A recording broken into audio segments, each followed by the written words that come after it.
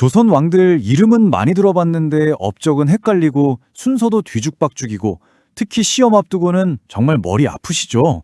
그래서 오늘은 임진왜란이라는 아주 큰 사건을 기준으로 조선 전기와 후기의 핵심 왕들만 쏙쏙 뽑아서 여러분 머릿속에 완벽하게 정리해드리겠습니다. 자, 그럼 시작해볼까요? 500년이나 되는 이 긴 조선의 역사를 딱 절반으로 가르는 정말 중요한 분기점이 하나 있거든요. 이걸 알아야 조선시대가 제대로 보이기 시작합니다. 과연 그게 뭘까요? 네, 바로 1592년에 터진 임진왜란입니다. 이 전쟁은 그냥 큰 전투 하나가 아니었어요. 나라의 운명 자체를 그리고 왕들이 고민해야 할 문제의 종류를 완전히 뒤바꿔버린 그야말로 거대한 전환점이었죠. 그래서 오늘은 이렇게 4단계로 나눠서 살펴볼 거예요. 먼저 조선 전기에 나라의 뼈대를 만든 왕들, 그리고 전쟁 후의 위기를 극복해야 했던 후기 왕들, 그 다음에 이 둘이 어떻게 다른지 딱 비교해보고 마지막으로 수능 만점을 위한 핵심만 콕콕 짚어드릴게요. 자, 그럼 1막부터 시작하죠. 조선 전기, 그러니까 나라의 기틀을 세운 왕들 이야기입니다. 왕조가 막 태어나서 여러 시스템을 만들고 왕의 힘을 키우려 했었던 바로 그 시기죠. 첫 번째 주자는 바로 태종입니다. 이방원 많이 들어보셨죠? 피를 보면서까지 왕이 됐잖아요. 그러니 머릿속엔 온통 어떻게 하면 이 왕의 권력을 누구도 넘보지 못하게 만들까? 이 생각뿐이었을 거예요. 그래서 만든 필살기가 바로 육조직계제입니다.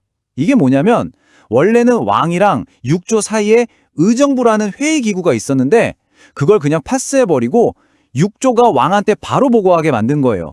중간 결제 라인을 없애버린 거죠. 당연히 왕의 힘이 막강해질 수밖에 없었겠죠? 그렇게 아버지가 강력하게 만들어 놓은 왕권을 물려받은 아들이 바로 세종대왕입니다.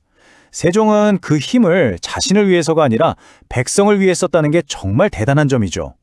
우리가 아는 후민정음 창제부터 시작해서 여러 문화와 과학기술을 꽃피웠는데 그 모든 정책의 뿌리에는 항상 백성이 있었어요. 자, 바로 이 지점이 수능에서 정말 좋아하는 비교 포인트입니다. 별표 5개 치세요.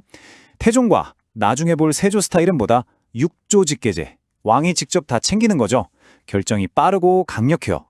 반면에 세종은 의정부서사제. 왕이 신하들과 충분히 토론하고 결정하는 시스템이에요. 왕권과 신권의 조화, 이 키워드를 기억해야 합니다. 이 둘의 차이를 묻는 문제는 단골 출제 문제입니다. 시간이 좀 흐르고 등장한 세조. 이분도 할아버지 태종이랑 정말 비슷해요. 조카인 단종을 몰아내고 힘으로 왕이 됐잖아요. 그러니까 제일 먼저 뭘 했을까요? 맞습니다. 할아버지가 했던 육조 직계제를 바로 부활시켜요. 신하들이 왈가왈부하는 거 딱 질색이고 오직 강한 왕이 모든 걸 결정해야 한다고 믿었던 거죠. 자, 이렇게 조선 전기에 기틀을 다지는 시대는 성종 때 와서 딱 마침표를 찍습니다. 성종은 창조자라기보다는 완성자에 가까워요. 막 새로운 걸 만들기보다는 그동안 만들어진 제도들을 차곡차곡 정리해서 나라의 기본 헌법이라고 할 수 있는 경국대전을 완성해서 세상에 내놓습니다. 이걸로 조선이라는 나라의 시스템이 비로소 완벽하게 갖춰진 거죠. 네, 여기까지가 1막 조선 전기였습니다. 이제 임진왜란이라는 거대한 파도를 넘어서 2막으로 가보겠습니다. 전쟁으로 폐허가 된 나라, 이제 왕들 앞에는 이전과는 완전히 다른 숙제가 놓여 있었습니다. 전쟁 직후 이 어려운 상황을 수습해야 했던 왕이 바로 광해군입니다. 광해군은 딱 2가지에 집중했어요. 첫째, 먹고 사는 문제. 그래서 대동법이라는 세금 개혁을 시작합니다. 특산물 대신 쌀로 세금을 내게 해서 백성들 부담을 줄여주려는 거였죠. 둘째, 외교 문제. 당시 중국은 명나라가 저물고 후금이 떠오르는 격변기였거든요. 여기서 광해군은 한쪽에 올인하지 않고 양쪽 사이에서 아슬아슬하게 줄타기를 하는 아주 실리적인 중립 외교를 펼칩니다. 또 전쟁에 휘말릴 순 없었으니까요. 시간이 더 흘러서 이번엔 외부의 적이 아니라 내부의 문제가 심각해집니다. 바로 붕당 정치요. 신하들이 자기들끼리 팔을 나눠서 너무 심하게 싸우니까 나라가 제대로 돌아가지 않는 거예요. 이때 등판한 영조는 탕평책을 실시합니다. 야, 너희들 그만 좀 싸워. 이쪽 편 저쪽 편 가리지 않고 능력 있는 사람은 다 쓸 거야. 이게 바로 탕평책의 핵심 정신이었어요. 조정의 안정을 되찾으려 했던 거죠. 그리고 드디어 조선 후기 개혁의 하이라이트 정조가 등장합니다. 정조는 할아버지 영조의 탕평책을 이어받았지만 한 단계 더 나아갔어요. 아예 규장각이라는 곳을 만들어서 자기 말을 잘 따를 똑똑하고 젊은 신하들을 직접 키워냅니다. 자기만의 친위 세력을 만든 거죠. 이걸 바탕으로 아주 강력한 왕권을 휘두르면서 자신이 꿈꾸던 개혁 정치를 거침없이 밀어붙였던 그야말로 개혁군주였습니다. 자, 그럼 지금까지 살펴본 조선 전기와 후기, 구체적으로 어떤 점이 달랐을까요? 이걸 한눈에 딱 비교해서 정리해 드릴게요. 표를 보시면 확실히 느껴지시죠? 조선 전기는 나라의 시스템을 만드는 데 집중했어요. 육조 직계제냐, 의정부 서사제냐 이런 통치 구조를 고민했죠. 반면에 조선 후기는 이미 있는 나라가 망가졌으니까 이걸 고치는 데 집중합니다. 붕당 갈등을 어떻게 해결할까? 탕평책 같은 걸 고민했고요. 경제도 마찬가지예요. 전기는 토지 제도를 만드는 게 중요했다면 후기는 세금 제도, 즉 대동법을 개혁하고 상업을 발전시키는 게 더 시급한 과제였던 거죠. 자, 이제 정말 마지막입니다.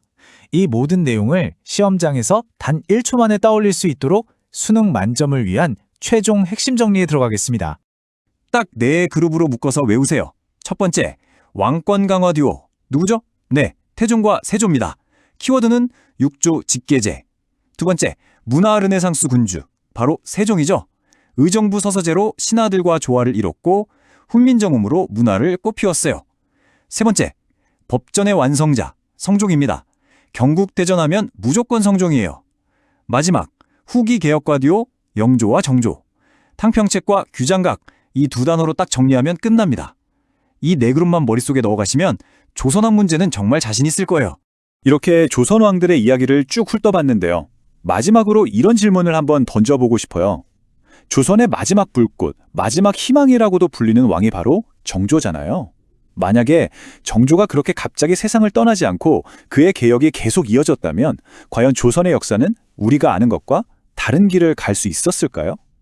이건 정답 없는 질문이지만 오늘날까지도 많은 사람들이 곱씹어보는 아주 흥미로운 상상인 것 같습니다.